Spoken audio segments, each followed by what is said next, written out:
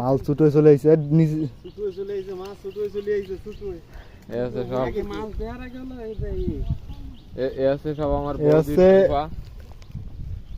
ঘের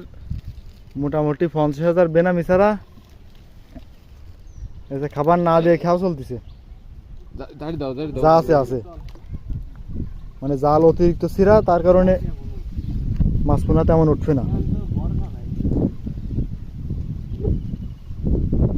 জালে আছে নাড়ি বেড়ে গেছে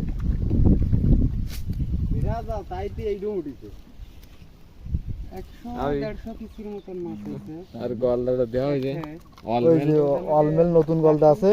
অলমেল ফিশ টেক এই যে মালটা এই মালটা বেচার মতন হয়ে গেছে